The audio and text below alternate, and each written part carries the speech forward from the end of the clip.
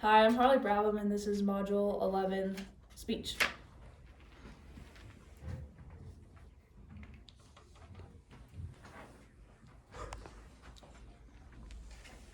This is my note card. Okay.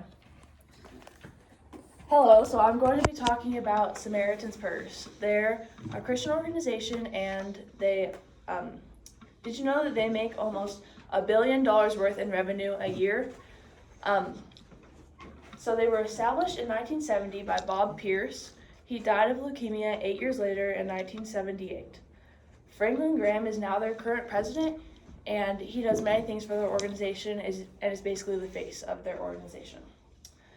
I'm qualified to talk about this because I've done many other research papers. I've researched this topic a lot, and I know a lot about it. So to understand what Samaritan's Purse does, you have to what they do. You have to understand what they do, their policies, and their structure. They're a non-denominational Christian organization. Their verse is Luke 10:30-37. This is about the Good Samaritan, and he basically helps a dying man whenever other Israeli people did not, and Samaritans were widely disliked at the time. And so the Samaritan Purse, the reason why they use this verse is it shows that anyone can help anyone and that it is important. So first, I'll be talking about what they do. So they help people with healthcare, hygiene, hope, and even clothes. So they do a lot of different things. There was once a shooting in El Paso, and they take a bus there, and then they can help you. They pray for you. If there's anyone wounded, they help with that. There was also in Africa, they helped people who they wanted a church and a school there, and so they helped them and nourish the church and make a school, and they're still sending missionaries there to this day. In order for them to work, they require volunteers, and the volunteers actually get paid. They get paid a pretty good wage. Some of their recent projects are in Ukraine and Israel, and they helped a lot in COVID. They made tents that were hospitals, and they helped out with that type of stuff. Next, they make Christmas boxes, and they send them to the Philippines and Honduras, and they don't just send them to the United States, which I think is cool. And they think that every kid should have a Christmas, and this is called Operation Christmas Child. There's a list online, and you make a Christmas box based off the list, and then you send this box into their headquarters, and they look at it, and then they send it off to a child who wants those things in it. Next, I'll be talking about the policies. They have many different policies. On their webpage, they had a very long list of policies, and some of them I didn't even understand what they meant. They were like legal things. So their first one is their private policy, and what they do with your personal information, such as your name, where you live, your credit card information, your banking information. Next, they have a cookies policy, and this just says what they do with their cookies. And they even have what they do if you volunteer or whenever you go to other countries. And things that you can and can't do as a volunteer.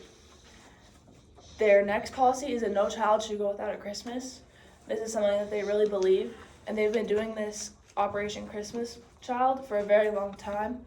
Their next policy is that they provide spiritual and material support to those who need it. Next, I'll be talking about the structure and what Samaritan's Purse does to fulfill these policies and to get things done. It's like having a car. You can't run a car without a good engine. You need to have something that's pushing them along. So first, they have a board of directors. There's 18 members on this board.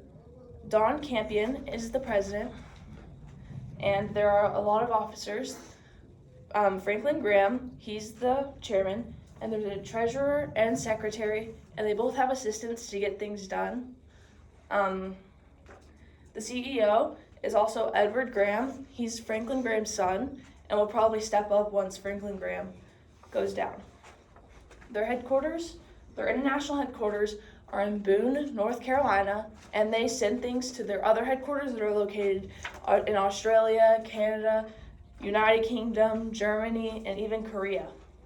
Even though they have campuses in like Korea and North Carolina, they still go out among the world, and they go to South America and places that don't have these headquarters. So finally, you can see how interesting and cool Samaritan's Purse is, and to understand how they operate, you must understand what they do, their policies, and their structure.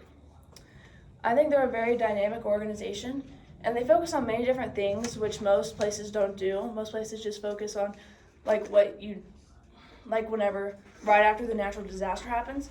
But Samaritan's Purse, they go and they help them for months and even years in advance. They nourish the people who need help. And one of their other verses that they have for their live verse is 2 Corinthians 4:9.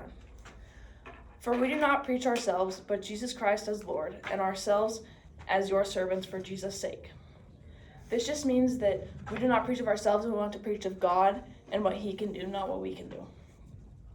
So with all this being said, since it's almost Christmas time, I encourage y'all to donate or make a shoebox. I think it was pretty fun to make a shoebox, and it's a good way to help out Samaritan's Purse in the community. Or if your family can, you can donate. They have a way you can online. And so I just encourage anyone who can in this time of giving. And so that's it. That was 6 minutes.